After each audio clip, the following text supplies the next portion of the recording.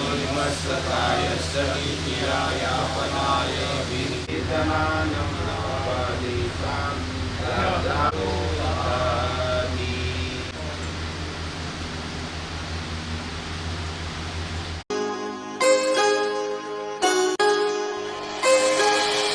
बुद्धं शरणं गच्छामि धम्मं शरणं गच्छामि संघं शरणं गच्छामि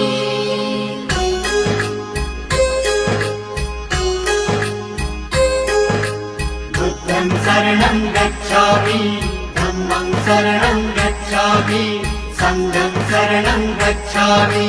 त्याग मूर्ति तू शांत चित्त तू योग रूप संसारी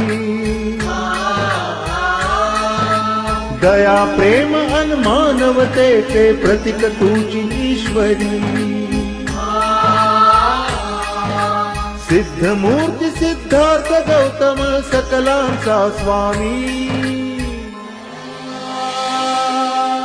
बुद्धं शरणं गच्छामि धम्मं शरणं गच्छामि संघं शरणं गच्छामि स स स स स स स स स स स रे रे रे रे रे रे रे रे रे रे रे रे सारे मग प म ग म म ग रे सा रे रे सा सारे मग प म ग म म ग रे सा रे रे सा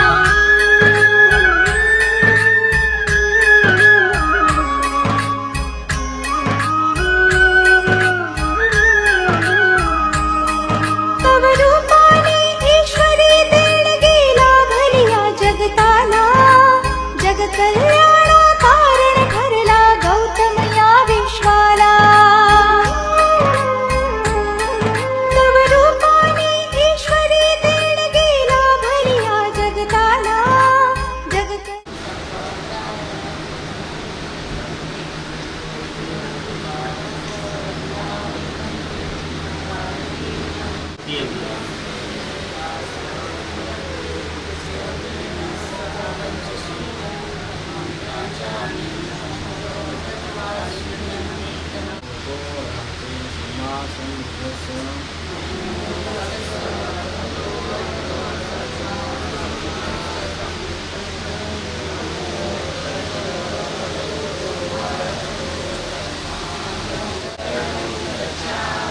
धम्मं शरणं गच्छामि संघं शरणं गच्छामि द्वितीयं तु बुद्धं शरणं गच्छामि तृतीयं तु धम्मं शरणं गच्छामि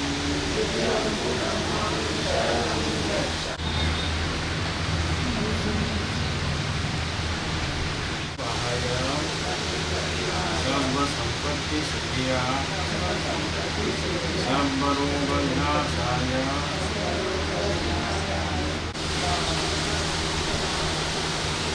नमो तस्स भगवतो अरहतो सम्मा सम्बुद्धस्स नमो तस्स भगवतो अरहतो सम्मा सम्बुद्धस्स नमो तस्स भगवतो अरहतो सम्मा सम्बुद्धस्स हे संता संतचित्ता शरणं शरणायिता लोकन्तरे वा भूमा मतो वा सन्दिठितो वा अस्य पुरिसतो वा चण्डहति समीक गोनकुकुराको वा नानारोगतो वा नाना उपद्रवतो वा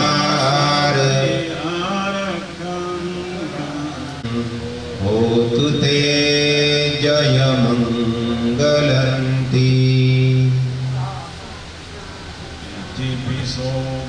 वारहं सम्मा सम्बुद्धो विद्याचरणसम्पन्नो सुगतो लोकविदु अनुत्तरो पुरिसधम्मसारथि श्रद्धानं शरणं गच्छामि वन्दामि चेतियं सपठानि सुपतिष्ठितं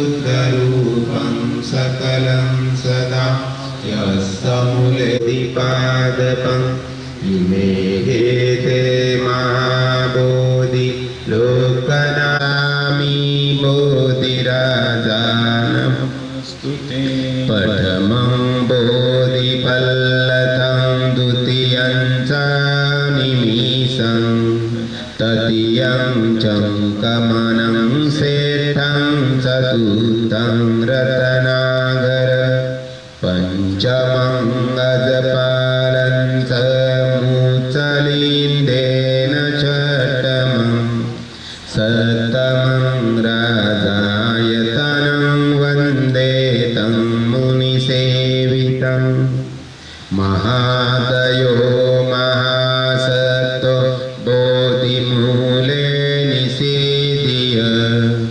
पञ्चमारे पराजे द्वापतो सम्बोधिमुत्तमम् एतेन सच्चवज्जेन सोतिते होन्तु सर्वदा इमाय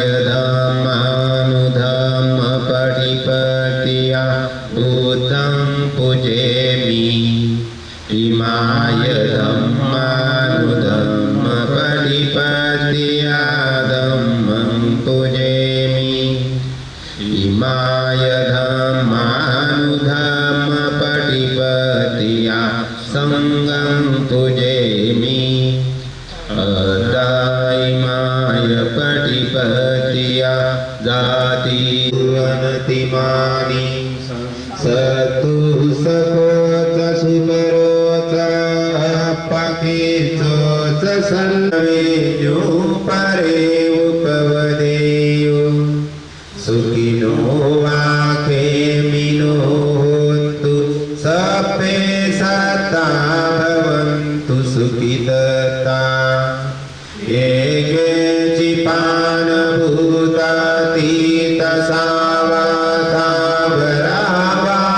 चिपानभूतातीतसावातावरावानवशेषा दीघावाय महान्तावा मध्यमारसखनुकतुला दीठावायेव दीठा ये चतुरे वसन्ति अविदूरे भूतावा सम्भवे शिवा सप्पे सत्ता भवन्तु सुखितता परं निकुम्भेत नातिमन्येत कथं चिरं कञ्चि व्यारोसना पडिगसंज्ञान्यायमय्य सदुःखमीचय्य माता यतानियं भूतम् आयुषा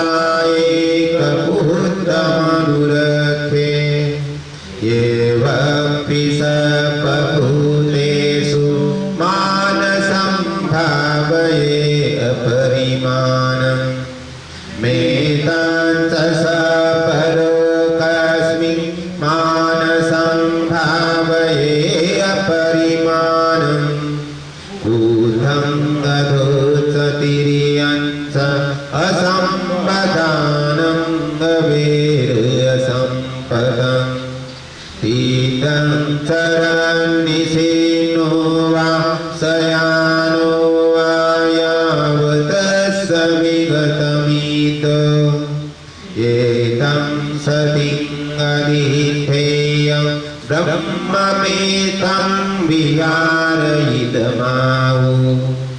तीर्थेन चानुपगम्मं शीलवादर्शनेन सम्पन्नम्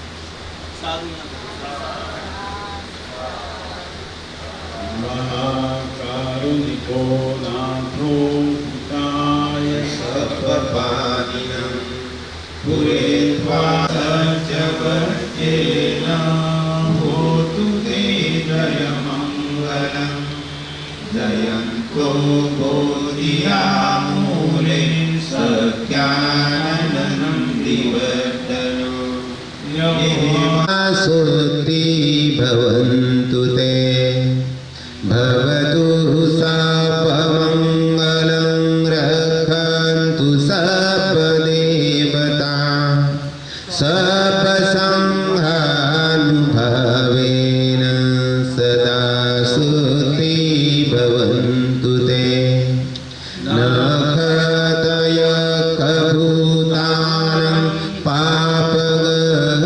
पापनिवारणा परितस्सानुभावेन हन्तु सर्वे उपद्रवे यं दुर्निमित्तम् अवमङ्गलं च यो सामनापोसकुनससत पापगहो दुःसुपिनं अकन्तं बुद्धानुभावेन विनाशमेन्तु दुर्निमित्तम् अवमङ्गलं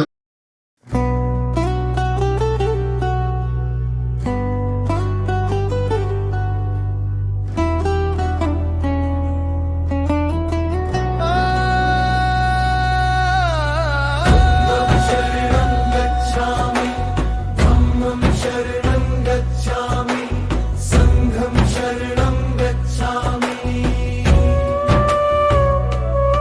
मन के अंधेरों में तू ही उजाला है हर जन्म के दर्द का तू ही सहारा है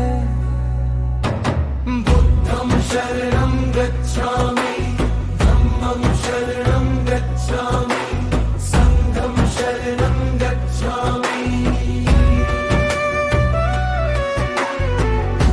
वक्त के सागर में डूबे थे हम कहीं माया के जाल में खोए थे हम यहीं तूने जो राह दी वो सीधी सी लगती चलते ही जाना ये मंजिल भी यही न कोई राजा यहाँ न कोई गरीब है तेरे दर पे हर दिल बस एक अजीब है छूटे जो अहंकार मिलती है रोशनी तेरे ही नाम में हर सांस करीब है बुद्धं शरणं गच्छामि धम्मं शरणं गच्छामि संघं शरणं गच्छामि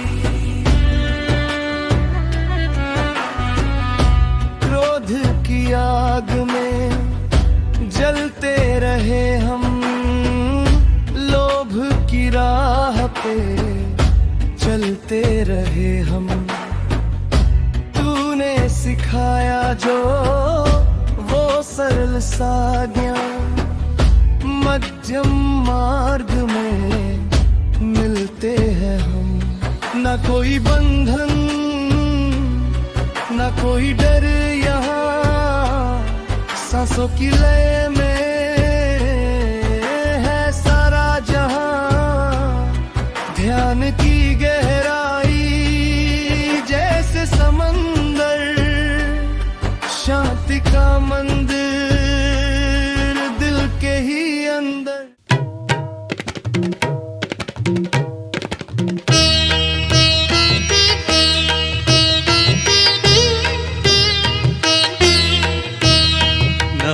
नमस्कार घ्यावा अहो बुद्ध देवा नमस्कार घ्यावा अहो बुद्ध देवा घुमे प्रार्थना अंतरी दीप लावा नमस्कार घ्यावा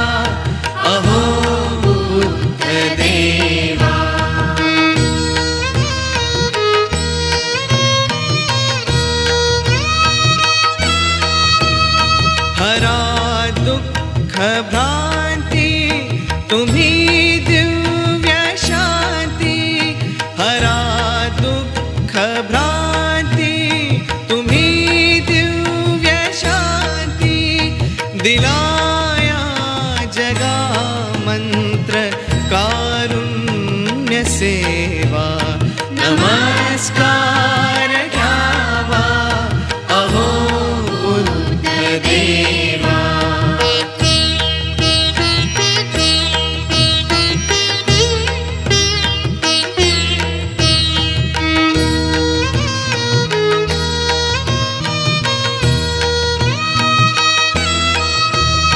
नसे भेद काही आता खेद नाही नसे भेद काही आता खेद नाही असाला भला थो.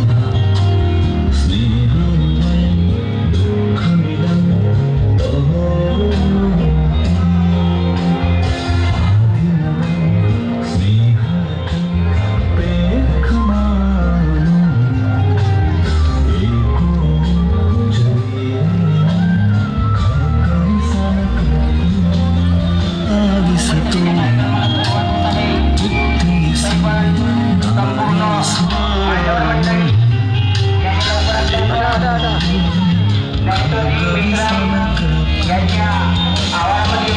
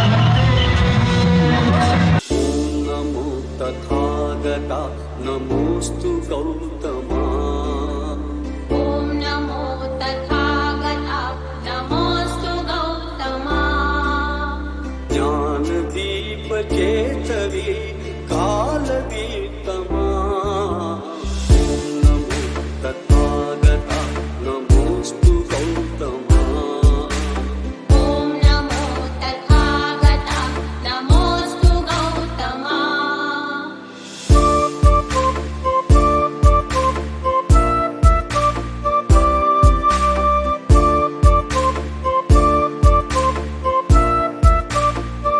तथागत बुद्ध की पूजा होनी चाहिए। तथागत बुद्ध का जो धम्म है, मार्ग है, उसका अनुसरण होना चाहिए।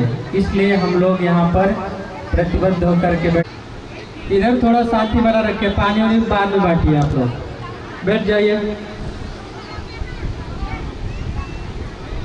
सभी लोग बोलिए साधु साधु साधु।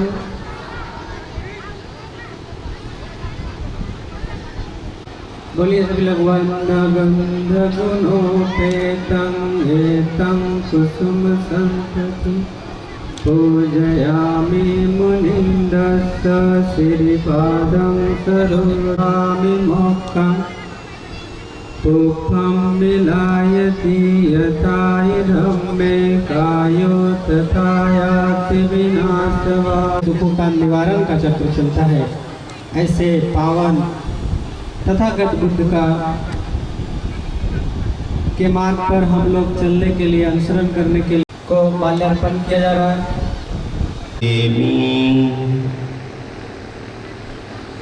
स्वाख्यातो भगवता धम्मो धम्मं नमस्सामि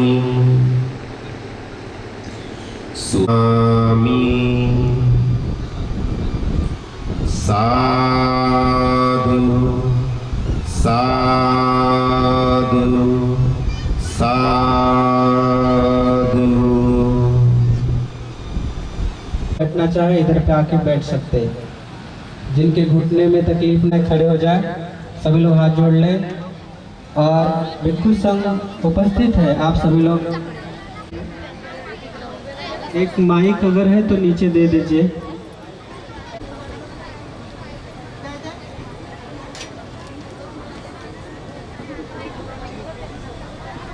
कामतु मे भन्ते द्वितीयम्पि ओकास वन्दामि भान्तम् अपराधं कामतु मे भन्ते तत् भन्ते ओकास अहं भन्ते त्रिशरणेन सह पञ्चशीलं धम्मं याचामि अनुग्रहं कृत्वा शीलं भन्ते त्रिशरणेन सह देतानि भन्ते तदयम्पि त्वा शीलं देतानि भन्ते। तस्स भगवतो अरहतो सम्मा सम्बुद्धस्स नमो तस्स भगवतो अरहतो सम्मा सम्बुद्धस्स नमो तस्स भगवतो अरहतो सम्मा सम्बुद्धस्स नमो तस्स भगवतो अरहतो सम्मा सम्बुद्धस्स। बुद्धं शरणं गच्छामि बुद्धं शरणं गच्छामि धम्मं शरणं गच्छामि धम्मं शरणं गच्छामि संघं शरणं गच्छामि संघं शरणं गच्छामि द्वितीयम्पि बुद्धं शरणं गच्छामि द्वितीयम्पि बुद्धं शरणं गच्छामि द्वितीयम्पि धम्मं शरणं गच्छामि द्वितीयम्पि धम्मं शरणं गच्छामि द्वितीयम्पि संघं शरणं गच्छामि द्वितीयं तृतीयम्पि सङ्घं शरणं गच्छामि तृतीयम्पि बुद्धं शरणं गच्छामि तृतीयम्पि बुद्धं शरणं गच्छामि तृतीयम्पि धम्मं शरणं गच्छामि तृतीयम्पि धम्मं शरणं गच्छामि तृतीयम्पि सङ्घं शरणं गच्छामि तृतीयम्पि सङ्घं शरणं गच्छामि शरणागमनसम्पूर्णं पानातिपाता वीरमणि सिक्खापदं समादयामि पानातिपाता वीरमणि सिक्खापदं समादयामि अदिन्नादाना वीरमणि सिक्खापदं समादयामि अदिन्नदाना वीरमणि सिक्खापदं समादयामि कामेषु मिच्छाचारा वीरमणि सिक्खापदं समादयामि कामेषु मिच्छाचारा वीरमणि सिक्खापदं समादयामि मोसावादा वीरमणि सिक्खापदं समादयामि मुसावादा वीरमणि सिक्खापदं समादयामि सुरामेरय मज्जपमादठाना वीरमणि सिक्खापदं समादयामि सुरामेरे मज्जपमादठाना वीरमणि सिक्खापदं समादयामि शिलेन सुगतियन्ति शिलेन भोगसम्पदा शिलेन निवृत्तिं यन्ति तस्मात् शीलं विशोधये साधु साधु साधु बुद्धं नमामि प्रणाम करा धम्मं नमामि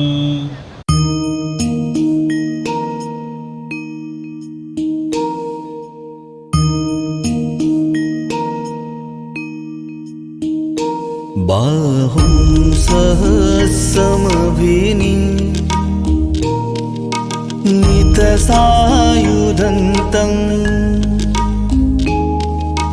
गिरिमेखलम् उदित घोर ससेनमारं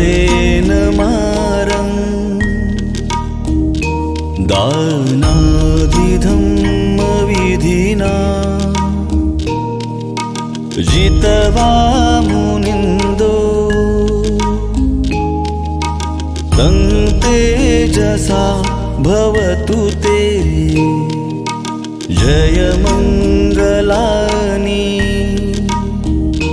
बुद्धं शरणं गच्छामि धम्मं शरणं गच्छामि संघं शरणं गच्छामि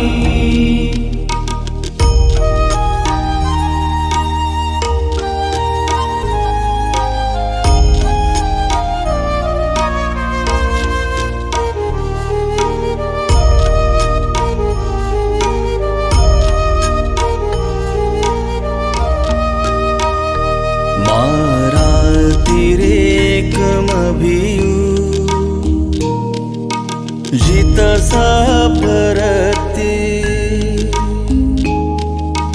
घोरं पनालवकम् मुख मथ दया अतो सम्मा सम्बुद्धस्स करणीयमथ कुशलेन यं तं सन्तं पदं अभिसमीच्य सको वुजूच सुजूच सुवचोच समुदो अनतिमानि सन्तोषकोच सुभरोच अपकिचोच सल्लौकौति सन्तीन्द्रियोच निपकोच अपगम्भो कुलेषु अननुगिद्धो न चङ्खुदं समाचरे किञ्चियेन वीयो परे उपवनेयो सुखिनो वा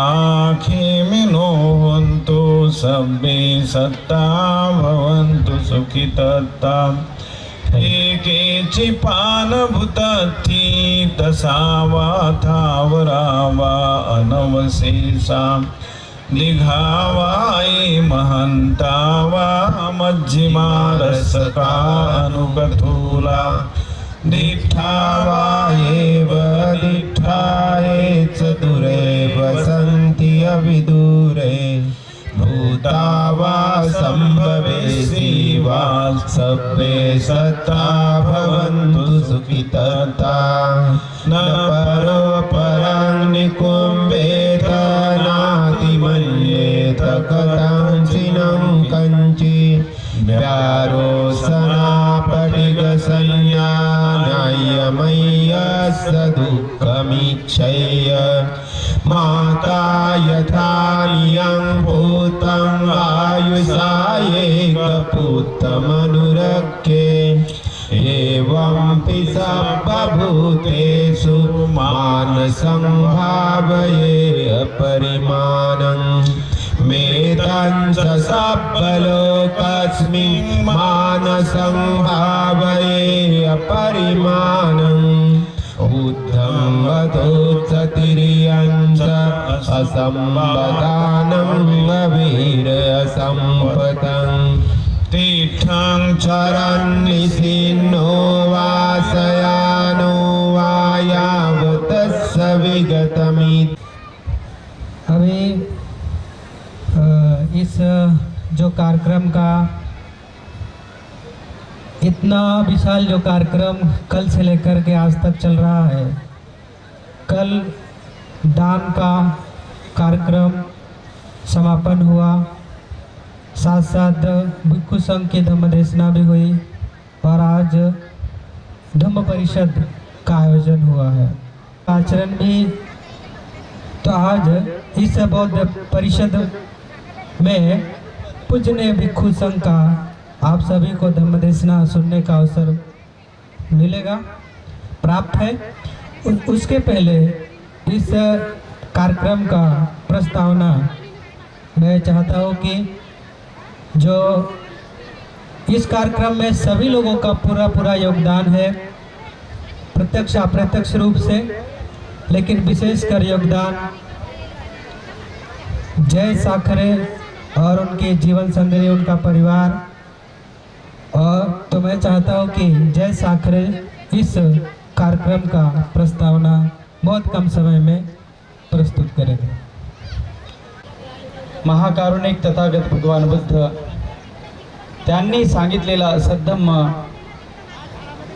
आणि 2500 वर्षापासून आपल्यापर्यंत खूप मेहनतीने, खूप कष्टाने पोहोचवणारा आपला भिक्षू संघ आणि इथे भिक्षू संघ उपस्थित भिक्षू संघाला आम्ही तिन्ही रत्नांना नमन करतो, वंदन करतो। तसेच ज्यांच्यामुळे आपल्याला हा भगवान बुद्धाचा धम्म भेटला, ज्यांच्यामुळे जीवन जगण्याची, चांगलं जीवन जगण्याची एक संधी आपल्या सगळ्यांच्या जीवनात आली, ते बाबासाहेब आंबेडकर, त्यांना कृतज्ञपूर्वक मी नमन करत आहे। तर आज मला फार जीवन असं मला वाटतं की माझं जीवन खरंच सफल झालंय। लवकर इमोशनल होतो मी बोलताना. तर खरंच वाटते की माझं जीवन खरंच सफल झालं आहे. ज्या प्रमाणात आपल्या बोडदा गावामध्ये गर्दी होती उपासक उपासिकांची, त्यांचा पेहराव, शुभ्र कपडे आणि सुंदर तशीच सारखी गर्दी आपल्या कोरेगावात झालेली आहे. तुम्हाला खरंच मला फार मन एकदम भरून आलेलं आहे सगळ्यांकडे बघून. तर खरंच मला असं वाटते की आता धम्माचा रथ, धम्माचा बीज आमच्या बोडदा गावात, कोरेगावात भिक्खू संघ आल्यामुळे आता त्या धम्माच्या बीजाला आता फुलं येणार, झाड होणार, वृक्ष होणार आणि तो खूप मोठा वृक्ष होणार आहे असं मला पूर्णपणे विश्वास झालेला आहे. आणि समोर आपण धम्माच्या आचरणाने आपण एक एक पाऊल निर्वाण पदाकडे नक्कीच वळवू अशी मला खात्री झालेली आहे. जो मी विचार करत होतो 4 वर्षापासून की मला हे बौद्ध धम्म परिषद करायची आहे, कसं करायचं आहे, आता नियोजन करायसाठी मला खूप परेशानी झाली. मी पण नवीनच आहे. माझ्या हातून ज्या पण चुका झालेल्या असतील भिक्खू संघ मला क्षमा करेल. मी भिक्खू संघाची माफी मागतो आहे. आणि खरंच या कार्यक्रमाला जेवढी मेहनत मी घेतली, माझ्या परिवाराने घेतली, तेवढीच मेहनत सगळ्या उपासक उपासिकांनी घेतली. त्यांच्या दानातून, त्यांच्या सहकार्यातून, प्रत्येकाचं याच्यात सहकार्य आहे. मी नाव घेऊ शकत नाही, पण खरंच सहकार्य आहे. सगळ्यांचं सहकार्य, खूप दान त्या लोकांनी आपल्याला उपासक उपासिकांनी दिलेलं आहे. त्या दानाचं खरंच फल आज इथं आपल्याला दिसत आहे. तर सगळ्यांप्रती मी मंगलमैत्री करतो. बुद्ध धम्म संघाप्रती, संघावर तुमची श्रद्धा वाढत राहावी आणि तुम्हाला बुद्ध धम्म संघ जाणण्याचा एक जीवनात मौका मिळावा, त्यासाठी हा भिक्खू संघ धम्म परिषद, बौद्ध धम्म परिषद इथं आयोजित केलेली आहे. भिक्खू संघ जे जे सांगतील ते तुम्ही चांगल्या प्रकारे ऐका आणि आपल्या जीवनात ते उतरवा. खरंच धम्म किती सुंदर आहे आणि किती सुख देतो. ह्या छोट्या छोट्या गोष्टींनी, नाच गाण्यामध्ये, गाणे ऐकण्यामध्ये, जिभेने खाल्ल्यामुळे, चव घेतल्यामुळे जी मजा येते, तुम्ही धम्मात बघून बघा. असा सुख भेटेल की तू कधी न संपणारा सुख आहे. एक वेळ अनुभव करून बघा. आता भंतेजी धम्म देसना करतील, धम्म तुम्हाला देतील. तो धम्म जिभेवर घ्या, चाटा आणि जिभेमध्ये जसं रस होतोय तशा प्रकारे एकदम आस्वाद करून तुम्ही तो जीवनात उतरवा. आणि खरंच बघा धम्म किती सुंदर आहे आणि किती सुखदायक आहे. तर इथे मी आपले बोलणं थांबवतो आणि समोर भंतेजीच आता धम्मदेसना करतील. मला काही एवढं अक्कल तर आहे नाही बाबा, 1-2 पुस्तकं वाचले आणि त्याच्यातूनच काही अनुभव फिरत असतो. मी भिक्खू संघाची पुनश्च माफी मागतो. मला खरंच कार्यक्रमाला आता उशीर झालेला आहे. तर समोरचे कार्यक्रम आता पूज्य भदंत सुमनवन्नो महाथेरो, जो महासचिव है महाराष्ट्र प्रदेश भिक्खू संघ के, आप चंद्रपुर में रहते हैं और आपके बहुत सारे जो है प्रशिक्षण भी चलते हैं। आज पूज्य भंते जी इस कार्यक्रम के अध्यक्ष हैं और इस धम्म परिषद के उद्घाटक पूज्य भदंत भगीरथ महास्थविर जी, जो अरण्यवासिनी जंगल में जिनकी कुटी है, उपदेश भी करते हैं पूज्य भदंत महास्थविर भगीरथ जी। और साथ में इतने बड़े कार्यक्रम को जिनकी देख रेख में हो रहा हमारे पूज्य भदंत धम्म सेवक महास्थविर जी उपस्थित हैं। तो इस तरह इस कार्यक्रम का विवरण है। अभी इस कार्यक्रम में सब प्रस्तावना हो चुकी है जयेश के द्वारा। अभी हम चाहते हैं कि उद्घाटनीय भाषण पूज्य भदंत भगीरथ महास्थविर के द्वारा आप सभी लोग शांति से श्रवण करेंगे। बोलिए साधु।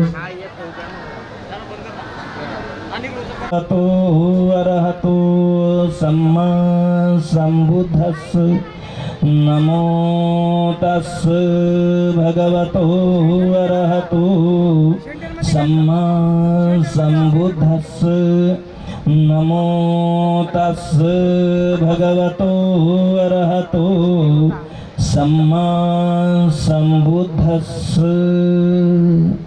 महाकारुणिक तथागत भगवान बुद्ध, महामानव बोधिसत्व डॉक्टर बाबासाहेब आंबेडकर जी, तसेच उपस्थित पूजनीय भिक्खू संघ, कालपासून या परिसरामध्ये जे धार्मिक वातावरण बनवलं गेलं आहे ते धार्मिक वातावरण हे अतुलनीय आहे. पण विषय सुरू करण्या अगोदर मी काही गोष्टी थोडक्यात बोलणार आहोत. धम्म प्रवचन ऐकत असताना डोक्यातील टोपी, पायातील पादुत्राणे आणि तोंडात असलेले खर्रा, सुपारी, तंबाखू, गुटखा हा माझा नियम नाही. विनयपीठक वाचा, भगवान बुद्धाचा विनय आहे. अशा लोकांना हातात लोटा, हातात काठी, हातात छत्री अशा तऱ्हेच्या अवस्थेत असलेल्या व्यक्तीला धम्म ऐकता येत नाही किंवा आम्हाला त्यांना सांगता येत नाही. म्हणून अशा गोष्टी पहिलेच आम्ही सांगितल्या, पण तरी पण काही लोक पंचशील घेतेवेळी डोक्यात टोपी होती. म्हणजे काही लोकांना भिक्खू संघ जे सांगत असतात त्यांना मजाक वाटते असं मला वाटते. मजाक करायसाठी जर भिक्खू संघ तुम्ही बोलवत असाल तर आमचं योगदान यानंतर सर्वच लोक नाही, पण आम्ही पाहतो कोण लोक काय वागतात आणि कोण लोक त्याप्रमाणे आम्ही सांगतो त्याप्रमाणे वागत नाही. आम्ही प्रत्यक्ष पाहतो तेव्हा ते बोलतो. दुसरी गोष्ट, या ठिकाणी एक सज्जन अमरावतीचे आलेले आहे. खूप चांगलं शिबिर घेतात ते, शिकवणी देतात ते. कोणत्या माध्यमाने घेतात मला माहिती आहे, पण त्यांच्याकडून मी एक चूक ऐकलेली आहे. ती कोणती? भगवान बुद्ध की जय हा शब्द अशोभनीय आहे. भगवान बुद्धांचा जय जयकार आपण करू शकत नाही.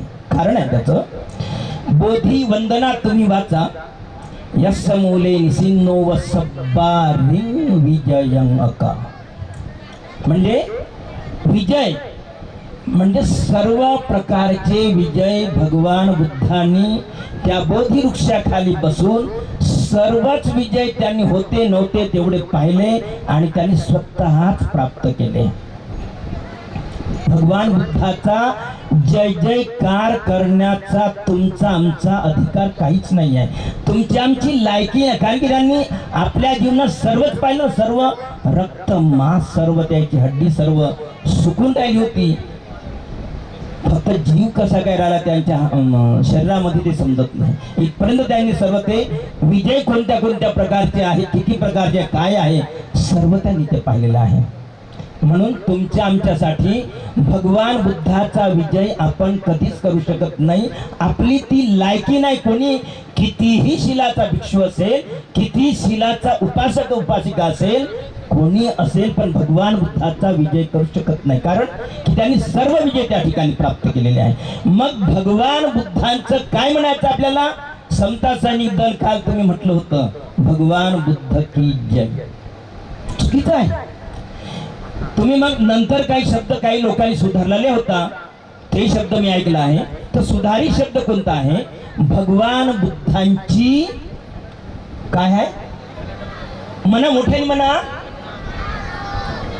म्हणजे भगवान बुद्धाचा आपण जय जयकार करणं म्हणजे आपली मोठेपण होते, तसं नसलं पाहिजे. ते भगवान बुद्धाची आपल्या सोबत काय असली पाहिजे? करुणा असली पाहिजे. म्हणून त्यासाठी कधीही भगवान बुद्धाचा जय जयकार न करता त्यांची करुणा आपल्या सोबत असली पाहिजे.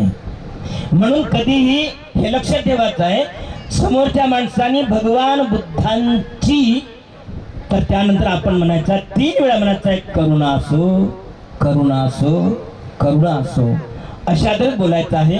हे आपण अवश्य असे साधे शब्द आपल्या व्यवहारामध्ये, याला भाषेची काही अडचण नाही त्याप्रमाणे आपण हे लक्षात ठेवणं खूप जरुरी आहे. एखादी जण विसरला तर त्यांना आठवण करून द्यावं तुम्ही. पुन्हा तिसरी गोष्ट म्हणजे साध्या गोष्टी, म्हणजे आपल्या ज्या व्यवहारात, या ठिकाणी आम्ही जेव्हा मंडपात येत होतो तेव्हा एक सज्जन कोणीतरी इथे काय म्हणते, भिक्खू संघ व्यासपीठावरती येत आहे, हा खूप चुकीचा शब्द आहे. हा पण अपमानाचा शब्द आहे तसा धार्मिक शब्दासाठी. काय म्हणायचं आहे की व्यासपीठ हे नाही, व्यासपीठ लीडर लोक राहत असते.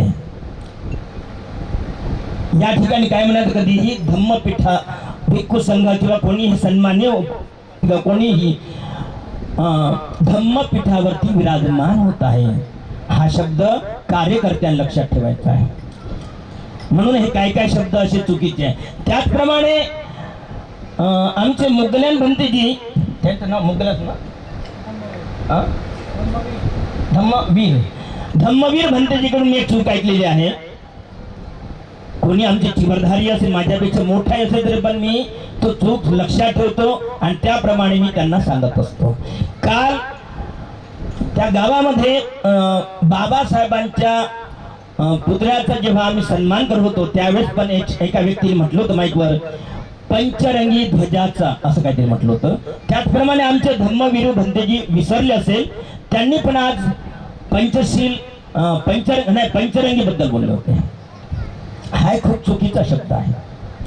जेव्हा आपण पंचशिलाचा ध्वज म्हणू तर धम्मामध्ये आपल्याला बाबासाहेबांनी पंचशील सांगितलं का? वर्चशील आहे काही? कोणीतरी हातवर करा. पंचशिलाच्या वर्चशील आहे का? हा कोणीतरी हातवर करा. कोणालाच माहित नाही, एकही हातवर नाही होंडाला. मग आपण पत्रिकेमध्ये लिहित असतो वर आणि वधूच्या ऐवजी हा किती निर्लज्ज शब्द आपण लिहित असतो. मी एका लग्नात गेलो होतो, आता इकडे कुठे त्या गावाचं नाव आठवत नाही, कोठीच्या बुद्धिवाराच्या बाजूला ते गाव आहे, तिथे मला बोलवलं होतं. गोंडपिंपरी जवळ एक नवर गाव आहे, तिथला नवरदेव आलता. म्हणलं बाबू परिचय देण्यासाठी म्हणलं ते पत्रिका दिली हातात. तिथं काय लिहिलं होतं, उपासक उपासिका. त्या नवरदेवाला म्हणलं बापू सांग, हा माईक घे. मला सांग, मला उपासक उपासिका केव्हापासून बनला आणि किती शील तुला पाळलं आतापर्यंत, मला ते सांग. तो म्हणते नाही की मला शिलाबद्दल काय सांग. मला लाज वाटायला पाहिजे. किशोर कुमार प्रेम रोगासाठी कुठेही तो शेरशायरी म्हणत होता आणि त्याची शेरशायरी पूर्वी काळी, आता बी कोणी कोणी जे जवानपूर राहतात त्याची शेरशायरी कुठेही म्हणत असतात. तशासारखं भगवान बुद्धाच्या एवढ्या श्रेष्ठ शब्दाला आपण कुठेही त्या किशोर कुमार सारखी शेरशायरी आणि डायलॉग बनवून टाकली आहे. आणि त्या नवरदेवाला किंवा त्या नवरीला धड पंचशिलाचं माहिती राहत नाही. आता एवढ्या लोकातून पंचशिलाचं वर्चशील विचारत आहो, एकही हात वर करत नाही, म्हणजे पंचशिले तुम्हाला बरोबर माहिती नाही. याच्यासाठी शिबिरे घ्या, आम्ही तयार आहोत. तुमच्या जिल्ह्यात राहतो, शिबिराची तयारी करा. हे असे नुसते भाषण करून सर्व डोक्यावरून जात असते. म्हणजे कारण काल जसं सांगितलं की साधू साधू म्हणायचं, कालचं साधू साधू सांगितलं, कालचं कालच गेलं, आज पुन्हा इथं साधू साधू झाला नाही. बरोबर, म्हणजे कालचं कालच गेलं. आणि हेच जर शिबिरामध्ये समजा दिवसभर शिबिर भरवता येईल, म्हणजे असाच पेंडाल किंवा झाडे असे पेंडाल पाहिजे जरूर नाही आहे. जेवढं सस्त्यात होतं तेवढं एवढं काही जरूर नाही की म्हणजे असंच पाहिजे तसं पाहिजे, खुर्च्या पाहिजे, काही पाहिजे, काही नाही बोलतो. शिबिर घ्या दिवसभरात. माझी तयारी आहे दिवसभर किंवा 10 दिवस शिबिर घ्या. दिवसभर जसं शाळेचे किंवा कॉलेजचे कसे पिरियड चालतात त्याप्रमाणे पिरियड पण जो माणूस सकाळी 6 वाजता येईल तर त्यांना संध्याकाळी 6 वाजता सुट्टी होईल. जेवण खाऊन सर्व इथं. जेवण कोणी देत नसेल तर मी स्वतः देऊ शकतो. शिबिर, शिबिरातून माणूस जेवढा घडू शकते तेवढा निवड ह्या अशा उपाधिकांना भाषणातून घडू शकत नाही. कारण की कालचीच परिस्थिती आज तुम्ही साधू म्हणायचं विसरले, याच्यावरून ही परिस्थिती आपण लक्षात घ्यायची. तर चला असो, वेळ होत आहे पुन्हा, कारण की माझ्यानंतर भंतेजी बोलणार आहेत. चित्तज्योती नावाचे कुलगावरून आलेला आणि त्यांना पुन्हा आजच त्यांचं धम्म परिषद सुरू झालाय कळमगावला, त्यांना जाणं जरुरी आहे. आणि ते माझ्यापेक्षा खूपच चांगलं प्रवचन करू शकतात. ताई, पाय इकडे लंब करायचे नाही, तिकडे कोणत्या दिशेने करा. आम्हाला काय तुमच्या पायाचा असं दाखवता का? असं होतं कामा नाही. श्रद्धेने वागा. तर मला काय म्हणायचं आहे, थोडक्यात मी जास्त वेळ घेणार नाही, कारण की माझ्यापेक्षा श्रेष्ठ PhD प्राप्त भंतेजी आहेत. पुन्हा महाराष्ट्र भिक्खू संघाचे सुमनवन्नजी या ठिकाणी सचिव उपस्थित आहेत. आणि मी जरी महाथेरो जरी असेल पण माझ्यापेक्षा जरी लहान आहे ते, पण यांचं संशोधन आपल्या चित्तज्योतीजी यांचं संशोधन माझ्यापेक्षा प्रवचनातून ते खूप चांगलं सांगतील तुम्हाला. तर मी काय बोलणार आहोत, बाबासाहेब आंबेडकरजींनी आपल्याला एवढे दिवस अभ्यास करून काय दिलं, तुम्हाला शील दिलेलं आहे. याचं कारण काय आहे हे इथं मी तुम्हाला थोडक्यात समजून सांगतो. जास्तीत जास्त मी 20 मिनिटापर्यंत घेईन, जास्त वेळ घेणार नाही. तर एक इतिहास आहे. काश्यप नावाचे भंतेजी मी लपवून ठेवला, तुम्हाला दाखवांत बरं होईल. म्हणजे याच्यावरून एक सिद्ध होते की हा पंचशिलाचा झेंडा नसून, जर समजा नाव नाही आठवलं, या झेंड्याचं ओरिजिनली नाव आहे काय आहे, धम्मध्वज झेंडा म्हणायचा आहे. काय म्हणा यानंतर धम्मध्वज झेंडा म्हणायचा आहे. पण पंचशिलाचा झेंडा म्हटलं तर जे आपण शील घेतो पंचशील, बाबासाहेबांनी एवढी मेहनत करून शील दिलं, त्याच्यामध्ये मुसावादा वीरमणी हा हे शील म्हणजे खोटं बोलण्याचं शील तुमचं तुटत असते.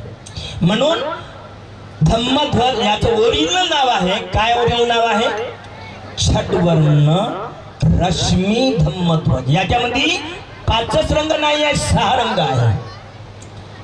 आणि हा भगवान बुद्धाच्या काळात निर्माण झालेला नाही. बुद्धवीराच्या मुक्तीसाठी 1830-32 काळामध्ये अनागारी धम्मपालांनी काही बुद्धग्या मुक्तीसाठी आंदोलन त्या काळात केले. सुरसजागींनी आता केले, पण 1830-32 सालामध्ये. कदाचित साल मागपुढे होऊ शकते, पण 1800 या काळात आहे. तर भंतेजी म्हणतात 1891 साल, पण माझ्या माहितीनुसार अंबाड नावाचं गाव मद्रासमध्ये आहे. 1834 मध्ये हा पहिला धम्मध्वज त्या गावामध्ये मद्रासमध्ये 1834 मध्ये फडकवला गेला असं माझ्या वाचण्यात आहे. पण माझ्यापेक्षा वाचन भंती जास्त आहे. ठीक आहे, ठीक आहे. तर ध्वजाची त्यांना काय गरज पडली, खूप मोर्चे केले, तिथं बेहोश पडले. म्हणजे ब्राह्मण लोकांनी ते बुद्ध विहार मुक्ती करण्यासाठी काही भंतेजी बेहोश पडले. बुद्ध पर्व या ग्रंथामध्ये मी 40 वर्षा अगोदर हा ग्रंथ वाचला, त्याच्यात हे इतिहास आहे. तर तिथे अनागारी धम्मपाल कुठे जन्म घेतला होता त्यांनी, श्रीलंकेमध्ये. आणि बुद्धगेला जेव्हा आले वयाच्या 16व्या वर्षी, इतिहास आहे खूप मोठा आहे, वेळ खूप कमी पडणार आहे. हा इतिहास सांगतो ना कम से कम 1 घंटा लागते. आणि जे महाकाश्यप बंदीचा इतिहास काढला यांच्यासाठी पण 1 घंटा लागते कम से कम. पण एवढा वेळ माझ्याकडे नाही आहे.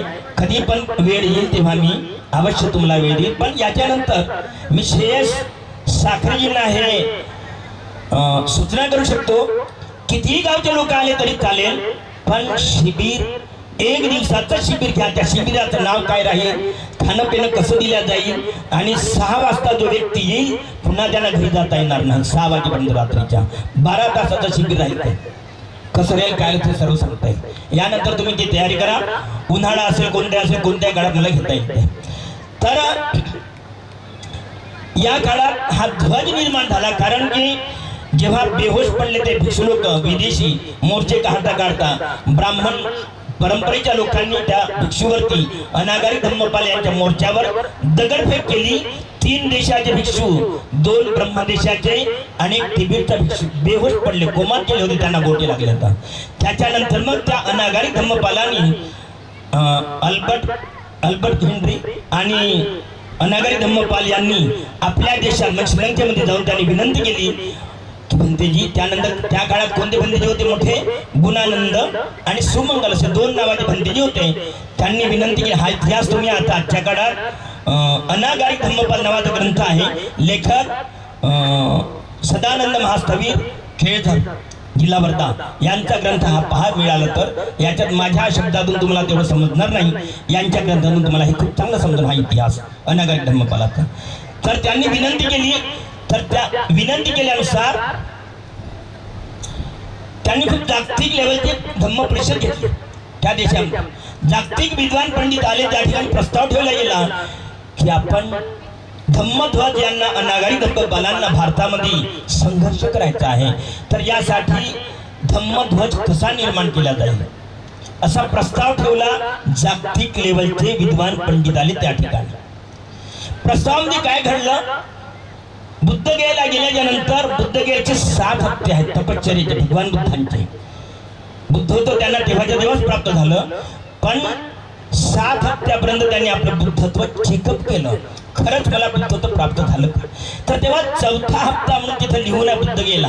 त्या ठिकाणी भगवान बुद्ध बसले आणि चेक करू लागले की खरंच मला बुद्धत्व प्राप्त झालं का. बुद्धत्व प्राप्त झालं. हो मावशी, आताच तुम्ही पानाती पाता म्हणलं आणि अंगावर बसलेल्या मच्छराला मारत आहात, एवढे सहन होत नाही, तुम्ही आपल्या घरी जा ना.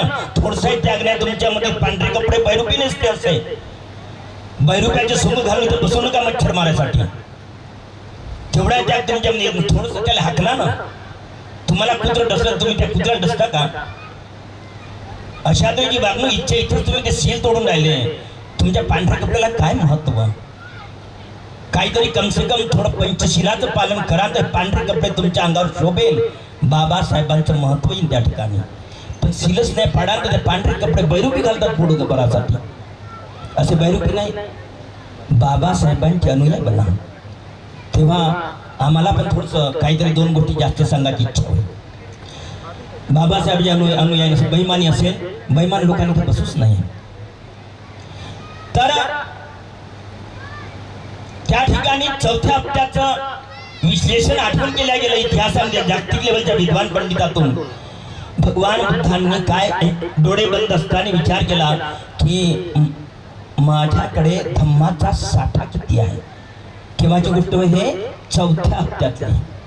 तर तेव्हा डोळे बंद असताना भगवान बुद्धांचे आणि शोधून राहिले की माझ्यामध्ये म्हणजे बुद्धामध्ये धम्माचा साठा किती आहे.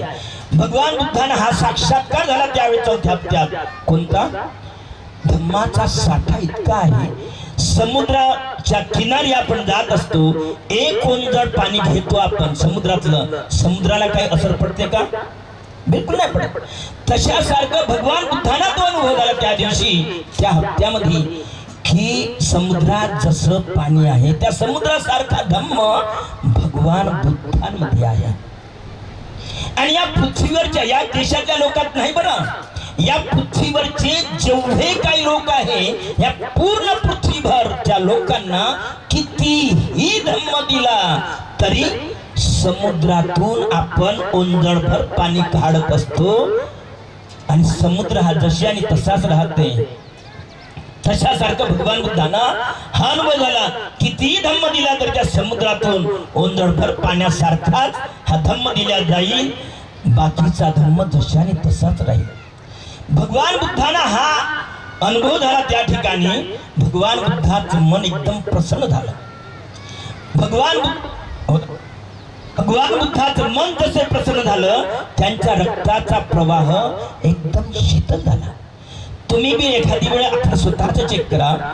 तुमच्या मनात जेव्हा राग, क्रोध, द्वेष राहत असते तेव्हा तुमचा हा नाकातला श्वासोश्वास एकदम गरम होते आणि तुमचं मन जेव्हा प्रसन्न राहत असते तेव्हा तुमचा नाकातून श्वासोश्वास हा शीतल राहत असते.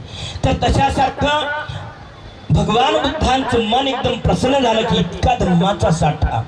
मन प्रसन्न झालं तेव्हा त्यांच्या रक्ताचा प्रवाह शीतल झाला शरीरातला आणि निसर्गामध्ये एकदम खडबड मचली की असं काय झालं या परिसरात. तेव्हा निसर्गाला माहिती पडलं की भगवान बुद्ध प्रसन्न झालेले आहेत. भगवान बुद्ध प्रसन्न झाले म्हणून निसर्गाने भगवान बुद्धांचं स्वागत केलं. ते कसं, जे थोडासा पाणी आला आणि आकाशात पाहतो आपण, काय पाहतो, काय पाहतो, धनुष्यबाण म्हणतात ना कोणी कोणी, इंद्रधनुष्य म्हणतात ना, म्हणतात का. जे आकाशामध्ये थोडसा पाणी आला, आकाशामध्ये रंगबेरंगी पट्टी पाहतो आपण. इंद्रधनुष्य नाही, तो भगवान बुद्धांचे रंग आहेत.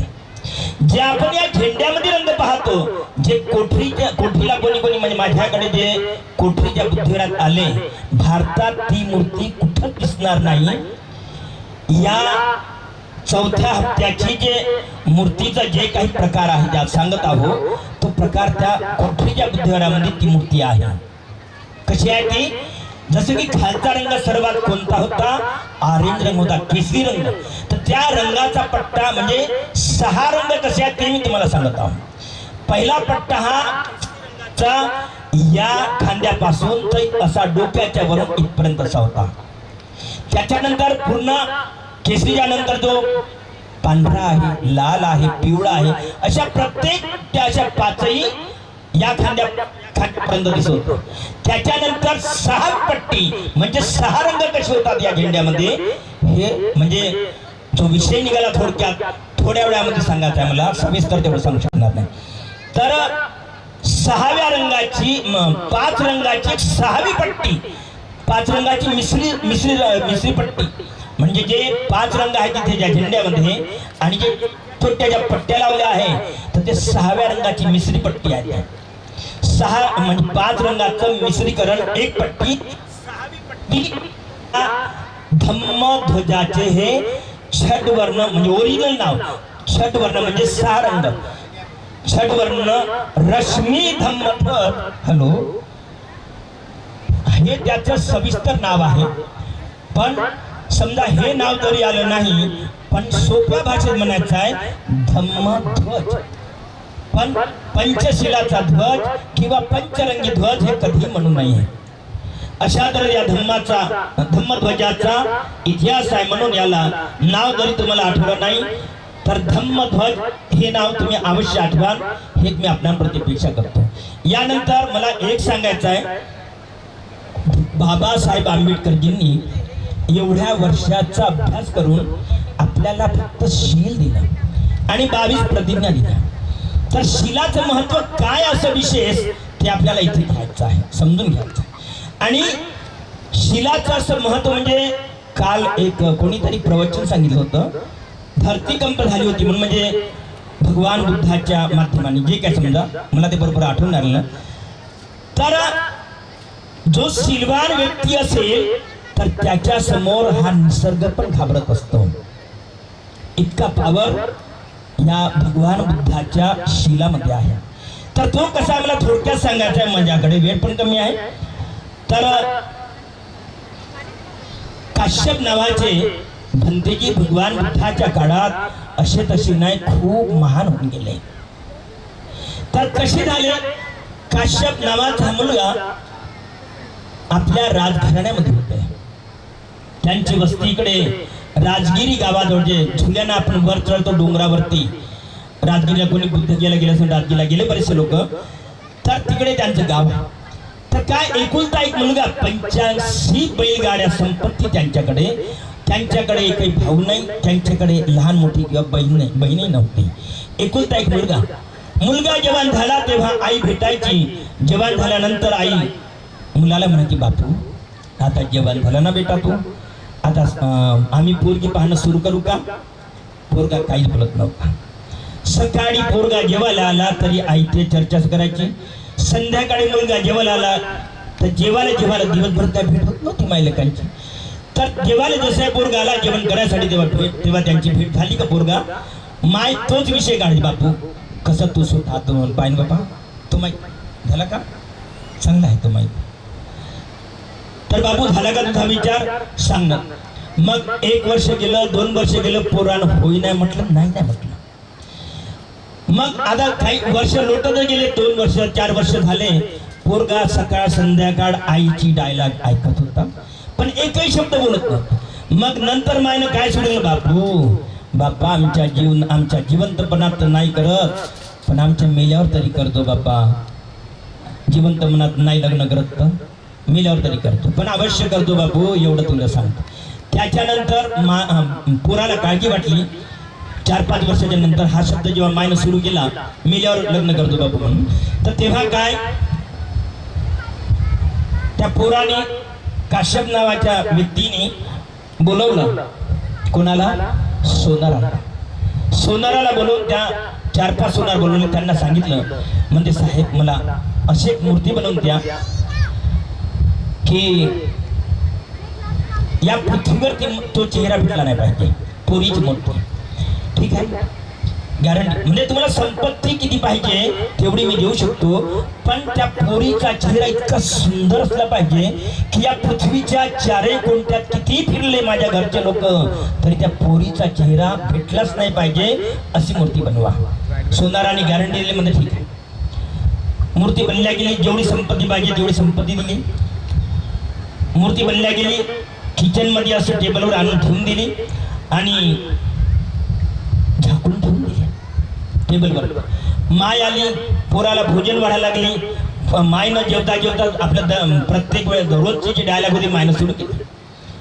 माय रडायला लागली.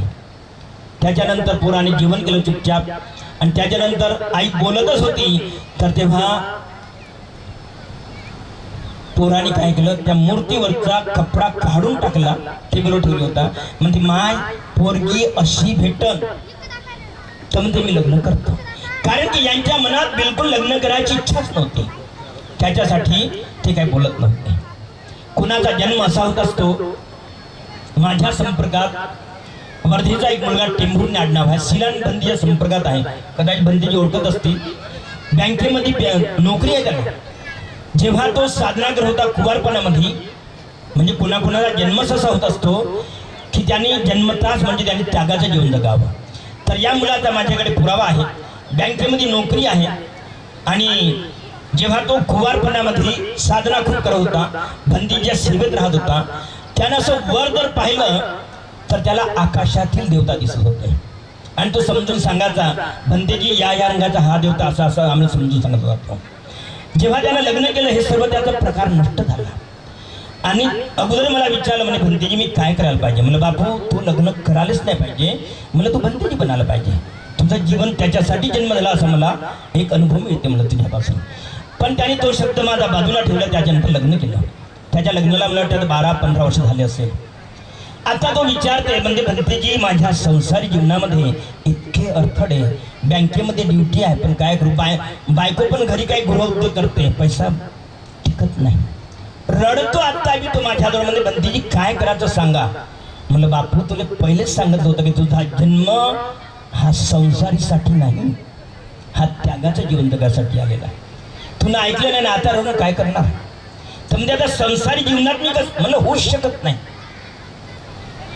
तर अशासारखा तो इतिहास हा काश्यप मुलाचा तसाच इतिहास. तर मुलगी बनवली त्यांनी आणि मायला सांगितलं, म्हणजे माय म्हणते अशी मुलगी भेटली तर म्हणते मी लग्न नक्कीच करतो. तिनं फटाफट ब्राह्मणाला बनवलं. म्हणजे किती रथ पाहिजे, किती संपत्ती पाहिजे, जा म्हणते मुलगी अशीच पाहुणाला. पूर्वी काळी भारत खूप मोठा देश होता.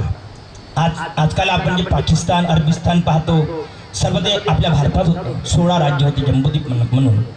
इकडे थायलंड, नेपाळ, इकडे तायवान सर्व या भारतामध्ये होते 16 राज्य.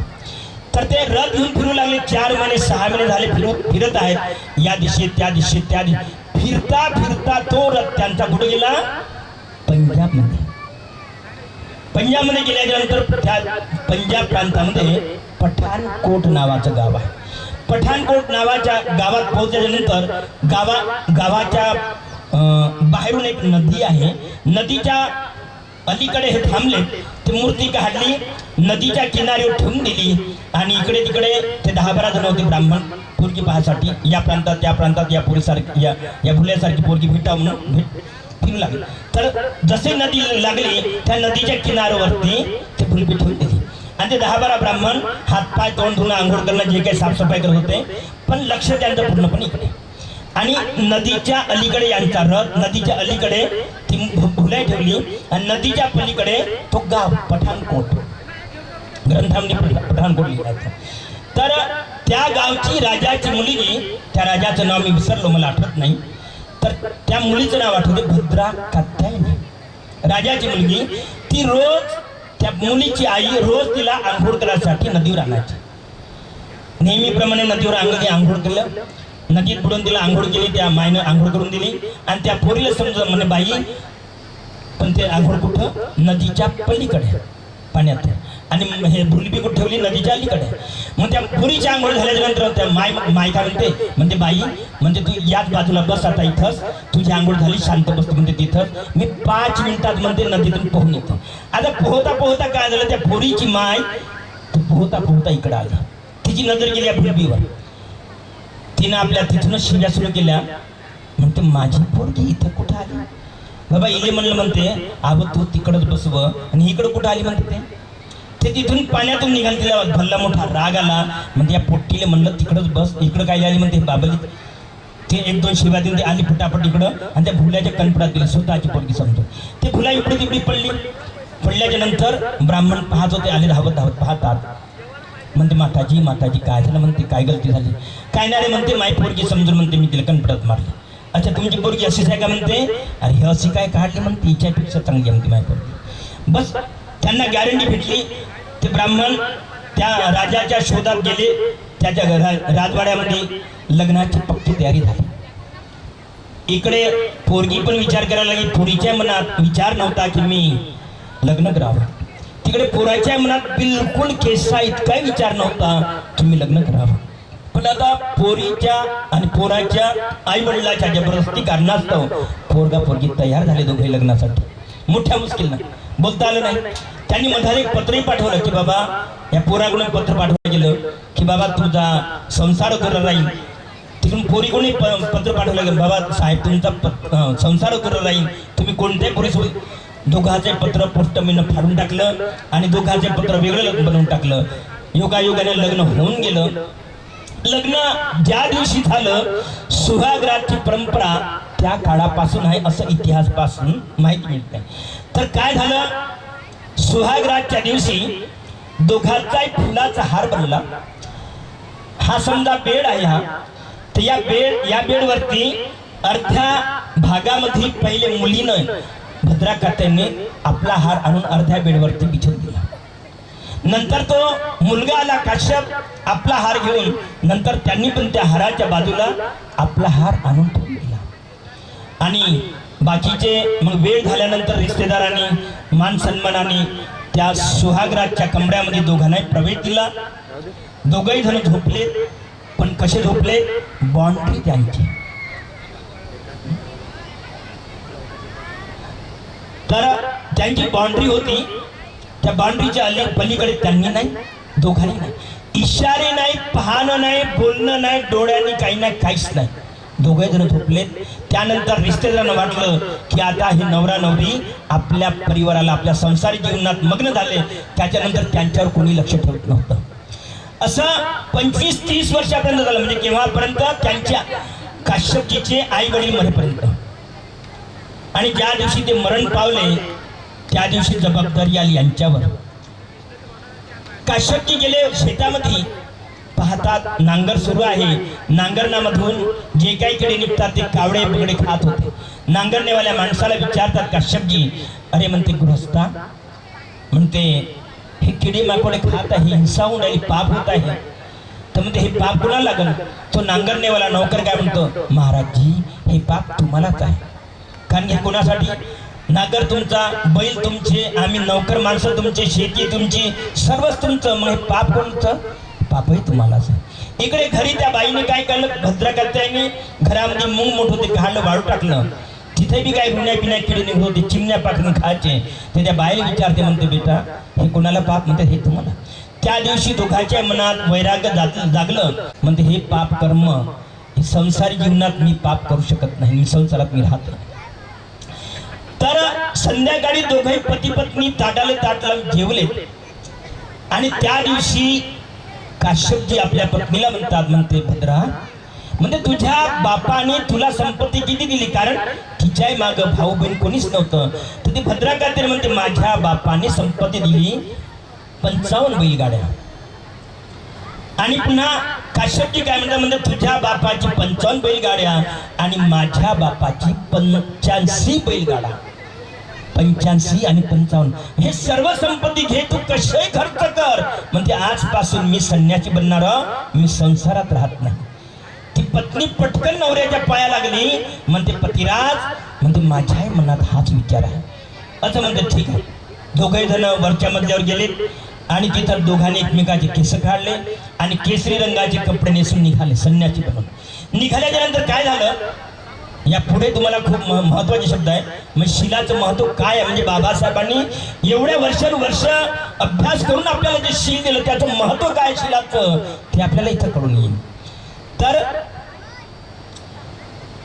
दोघंही संन्यासी बनून निघून गेले. समोर गेल्याच्या नंतर काश्यपजी काय म्हणतात, म्हणजे पुत्रा आपण रस्त्यानं जात, आपण तर संन्यासी, आपण किती पवित्र आपल्याला माहिती आहे, पण गावातले लोक काय म्हणते आपल्याला, अरे काय म्हणते हे संन्यासी तर बनलेच बनले, पण नवरा बायकोनं नवऱ्याला सोडलं नाही आणि नवऱ्यानं बायकोला सोडलं नाही, म्हणजे दोघं मिळूनच आहे. तर अशा तर त्यांच्यामध्ये म्हणजे आपण दोघंही जोडीनं राहू संन्यासाचे कपडे घालून, तर म्हणजे लोकांच्या मनात हे पाप निर्माण होणे, आपल्याबद्दल शंका कुशंका निर्माण होणे, म्हणजे आपलं वागणं पाहून पाप निर्माण होणे, लोकांमध्ये पाप नाही झाले पाहिजे. पुढे गेले, पर्वत लागला खूप मोठा, 2 रस्ते फुटले. तेव्हा मग काश्यपजी म्हणतात, म्हणजे पुत्रा तू या रस्त्याने जा आणि मी म्हणते या रस्त्याने जातो. दोघंही 2 रस्त्याने गेले. जेव्हा दोघंही 2 रस्त्याने गेले तेव्हा ही पृथ्वी कंप झाली, अशी हालली पृथ्वी. कारण तिकडे भगवान बुद्धाने डोळे बंद करून साधनेमधून पाहिलं की पृथ्वी हलण्याचं कारण काय. भगवान बुद्धांना माहिती पडलं, अरे पृथ्वीवरती पहिले पती पत्नी की एवढं शील मजबूत या पृथ्वीवर पहिला जोडा. भगवान बुद्धाने यकीन केलं. कोणतं शील? ब्रह्मचर्याचं शील. जे बाबासाहेबांनी बुद्धांधम्म या ग्रंथामध्ये हे शील कुठे सांगितलं आहे, ज्यांच्याकडे ग्रंथ असेल त्यांनी आपल्या घरी जाऊन वाचावं. विषय आहे त्या ग्रंथामध्ये. कोणता विषय आहे? सदाचरणात परिपूर्णता कशी साधता येईल हा विषय आहे. या विषयामध्ये भगवान आपल्या बाबासाहेब आंबेडकरजींनी धार्मिक नावाच्या उपासकाची इतिहास त्या ठिकाणी लिहिला, पूर्णपणे अष्टशील. याच्यामध्ये 3रं शील आपण काय म्हणतो, पंचशिलामध्ये कामे स्मिच्छाचाराविरमण, आणि त्या अष्टशिलामध्ये पंचशिलाची वैशिष्ट्ये आहे. अष्टशिलामध्ये 3रं शील काय आहे? ब्रह्मचर्य. म्हणजे पती पत्नी जरी कितीही वासनेमध्ये मग्न असतील पण त्या दिवशी अष्टशिलाच्या दिवशी बिलकुल पती पत्नी राहायचं नाही, बहीण भावाच्या रिश्त्यात राहता येते त्या दिवशी. हे शील बाबासाहेब आंबेडकरजींनी त्या ग्रंथात लिहिलं आहे. आणि महिन्यातून 4 दिवस अवश्य पाळले पाहिजे. आणि ते कसे पाळले पाहिजे म्हणतात, 60 वर्षाच्या अगोदरचे लोक असतील ते सण माहिती आहे त्यांना, सणासारखं पाळा म्हणतात बाबासाहेब. मनाच्या उत्साहाने असं महत्व दिलं बाबा. आणि संसारी जीवन भगवान बुद्धांनी या दोघाही पती पत्नीच्या म्हणजे भूमी हल्ली कशासाठी? ब्रह्मचर्याचं शील पृथ्वीवर हा पहिला जोडा. कसा? लग्न झालं त्यांचं तरी पण कधी त्यांनी असा इशारा सुद्धा पती पत्नीमध्ये केला नाही, डोळ्याची खूण सुद्धा पती पत्नीमध्ये त्यांनी केली नाही, शब्द तर एकही शब्द बोलले नाही, साध्या विषयावर सुद्धा व्यवहारिक भाषेवर सुद्धा शब्द बोलले नाही, तर वासनेच्या माध्यमाने कुठून बोलणार? ब्रह्मचर्य भगवान बुद्धाने ते सिद्ध केलं. आपल्या साधनेतून पाहिलं की अरे या पृथ्वीवरती पती पत्नी जवानी भर जवानीमध्ये सुद्धा ब्रह्मचर्याचं शील पाळणारे हे पहिले पती पत्नी, पहिले व्यक्ती. म्हणून जेव्हा ते दोघंही पती पत्नी वेगळे झाले तेव्हा ते धरती हालू लागले. अशा सारखं शील जर तुम्ही पाळलं, हा निसर्ग तुमचं संरक्षण करू शकते. बाबासाहेब आंबेडकरजींनी निव्वळ शील दिलं आपल्याला, दीक्षा देते वेळी ते मजाक करायसाठी नाही. शीलाचं जर तुम्ही पालन केलं तर ह्या गोष्टी सर्व तुम्हाला निसर्ग संरक्षण देत असतो. कितीही निसर्ग कोपला असेल तरी पण या शीलवान माणसाला काहीही बिघडू शकत नाही. जसे की ज्याप्रमाणे माझ्याकडे तुम्ही येत असता कोठरीच्या जंगलामध्ये, माझी राहण्याची झोपडी कितीची आहे? एकदम छोटी. तिला दरवाजा आहे का पाहिल्या लोकांनी? दरवाजा बिलकुल नाही. ओपन जंगलात राहतो. 2005 पासून आताही राहतो. कुणाच्या भरोशावरती? भगवान बुद्धाच्या शिलाच्या भरोशावरती, मैत्री भावनेच्या भरोशावरती. आजही लोक बरेचसे विचार करतात 1.5 करोडचं बांधकाम होऊन मी त्या गवताच्या झोपडीत 8x6ची झोपडी आहे, नाही 6 नाही 5, त्या झोपडीमध्ये ओपन राहत असतो मी. त्याला दरवाजा बिलकुल नाही, कोणतं मातीचं लेपन पण नाही असं भोवतात, पूर्ण अशा काड्या लावून आहे. बऱ्याचशा लोकांनी पाहिलेलं कोणाच्या भुरशी राहतो. मला हा एक अनुभव सांगायचा आहे की ज्याप्रमाणे शिलानुसार माझं संरक्षण होते. आता या हप्त्यात सारखा हप्ता होऊन राहिला, पट्ट्याचा वाघ तिथं रोज येऊन राहिला आमच्या विहाराच्या बाजूला. अगोदर बी आले, अस्वल एक जल्ली पण होती, जनावरं पण येतात, पण आम्हाला कोणतंही टेन्शन नाही. कारण की भगवान बुद्धाची मैत्री भावनाच तशी आहे, शीलच तसं पॉवरफुल आहे. हा बाबासाहेब आंबेडकरजी स्वतः अनुभव घेतला आणि तेव्हा आपला अनुभव त्यांनी शीलाच्या माध्यमाने, शील असं निसर्गापेक्षा श्रेष्ठ आहे यासाठी हा शीलच बाबासाहेब आंबेडकरजींनी का दिलं हा त्याचा एकमेव पुरावा आहे. वेळ खूप कमी आहे, याच्यानंतर पुन्हा जर कधी वेळ पडली तर नक्कीच तुम्ही शिबिर घ्या. अष्टशील उपोषण त्या शिबिराचं नाव राहील आणि त्या ठिकाणी मी एकटाच तुम्हाला दिवसभर काय हप्ताभर शिबिर घेतलं तर मी एकटाच तुम्हाला प्रबोधन करण्याचा प्रयत्न करीन, किंवा काही बंदेजी पाहिजे असेल तर पुन्हा इतरही बंदेजी बोलू शकतो. शील काही मी शहरामध्ये पण घेतले तसे उपोषणशील आणि कुठेही घेता येईल. निवड ह्या 1 घंट्यान 2 घंट्यान होणार नाही. तर अशा तऱ्हे शिबिराची परंपरा आहे. आमचे सुखदानंद भंतेजी पण शिबिर राबवतात, ही भंतेजी पण शिबिर राबवतात. ज्ञानज्योतीचे शिष्य आहेत, ते चांगलं प्रवचन करतात असे ते पण. तर अशा तऱ्हेत आपण 1 दिवसाच्या धम्म प्रवचनाने आपलं समाधान होणार नाही, किंवा पाहिजे तेवढं शिकता येणार नाही. तर अशा तऱ्हेत आपण बाबासाहेब आंबेडकरजींनी ब्रह्मचर्याच्या शीलाला जे महत्त्व दिलेलं आहे तर ते बुद्धान धम्मामध्ये अष्टशील घेऊन आपण, तर बाबासाहेब काय म्हणतात, हे अष्टशील अवश्य महिन्यातून 4 दिवस येत असतात. एक पौर्णिमा, त्याच्यानंतर एक अष्टमी, अष्टमीनंतर अमावस्या, अमावस्यानंतर पुन्हा अष्टमी. बाबासाहेब म्हणतात हे 4 उपवास गृहस्थ आणि संसारी जीवनात अवश्य पाळले पाहिजे आणि ते सणासारखे चांगल्यात चांगले श्रेष्ठ पद्धतीने याचं पालन करा. 1 दिवसाचा आपण शील अष्टशील म्हणजे पंचशिलाच्या वैशिष्ट्ये. जो व्यक्ती अष्टशील घेत असतो तो खरा उपासक धारक आहे. नाहीतर उपासक उपासिका, जसं की मी या ठिकाणी म्हटलं, या ठिकाणी आताही मी पुन्हा म्हणतो की अशा तऱ्हेचं बाबासाहेबांनी सांगितल्याप्रमाणे अष्टशिलाचं उपोषण कोणी घेतलेलं आहे त्यांनी हातवर करावं. अष्टशिलाचं उपोषण कोणीतरी घेतलं का असं हातवर करावं. ठीक आहे, धन्यवाद. पंचशील आपण समजून घेतलाय, पण पंचशिलाचं चांगलं पालन करावं. अष्टशील एकही घेणाऱ्या एवढ्या लोकातून, हजारो लोक आहेत, हजारो लोकातून एकही अष्टशील उपोषण तुम्हाला धारण दिसला नाही. याच्यानंतर बाबासाहेबांची प्रेरणा आपण या गावातून निर्माण करू आणि अष्टशील उपसुद्धाचं काय महत्त्व आहे ते आपल्याला नंतर पुन्हा समजून सांगता येईल. माझे लांबलेले शब्द मी या ठिकाणी बंद करतो. थोडक्यात भगवान बुद्धाचं आशीर्वचन थोडक्यात घेऊन हे प्रवचन माझं बंद करतो या ठिकाणी. भगवान बुद्धाने सांगितलेल्या धम्माप्रमाणे आपण या ठिकाणी पुण्यकर्म करत आहोत. तेव्हा भगवान बुद्धांच्या चरणी ही प्रार्थना करतो की या परिसरामध्ये या पुण्यकर्माचं सर्वच लोकांना सहायता मिळावं आणि या परिसरामध्ये जे काही जीवजंतू, पशुपक्षी, प्राणीमात्रा जे काही असेल आणि दृश्य शांत जे काही सत्व असेल त्या सर्वांना या पुण्यकर्माचा लाभ मिळून त्यांच्याकडून सुद्धा या धम्माला टिकवून ठेवण्यासाठी, धम्माला वाढवण्यासाठी जे लोक धडपड करतात अशाच लोकांकडून सहायता मिळावी. उपस्थित असलेल्या सर्व प्रकारच्या लोकांना या पुण्यकर्माचा औषध लाभ मिळो हीच मी भगवान बुद्धांचरणी प्रार्थना करतो. भवतु सब मंगलम, भवतु सब मंगलम, भवतु सब मंगलम. काहीतरी बाबासाहेबाची इमानदारी दाखवायला पाहिजे. ठीक आहे, धन्यवाद. यानंतर